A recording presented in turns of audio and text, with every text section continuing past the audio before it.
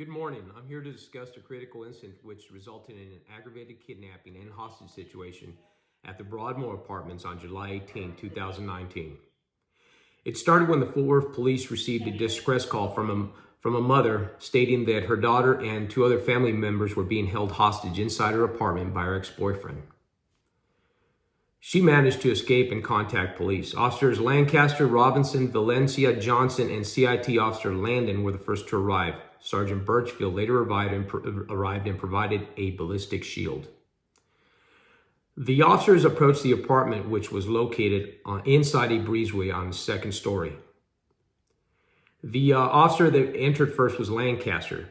Lancaster entered the apartment with a shield and encountered 19-year-old Markavian Cannon. He had a 9mm semi-automatic pistol pointed to the head of the 17-year-old daughter.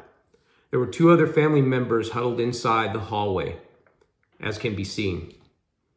As officers gave commands to put down the gun, Markavian fired several rounds at them. Two of the rounds became lodged in the ballistic shield itself that Officer Lancaster was holding. So the officers retreated to the breezeway in order not to give up any ground and to keep the front door opened. Sergeant Tracy was in charge of the perimeter, and several officers from different units were there as well assisting. Mr. Markavian began firing several rounds inside the apartment. No one knew whether they was firing at the hostages or what. So I arrived at the forward position at this time and immediately ordered officers to make entry to stop the active shooter. As we were entering, main channel keyed up, and it was known that Markavian was actually firing outside his bedroom window at Officer Brian Carragher, who was pinned down between the window and the pool house of the apartment. He was hiding behind his patrol vehicle. Markavian emptied approximately 5 magazines of 15 rounds at Officer Carragher's direction. A SWAT call out was authorized by me, and they immediately came out and relieved the team that was inside the breezeway. SWAT threw several flashbangs which disoriented Markavian, and he retreated to the bedroom closet, where he was eventually killed as he fired upon SWAT Officer Rimshaw's. The hostages were safely rescued, all uninjured, and taken out of the apartment. I encourage everyone involved to consider the lessons learned in this event. I suggest that teamwork was very good, and that the dedication that the officers demonstrated to their fellow officers provided the needed courage while under fire.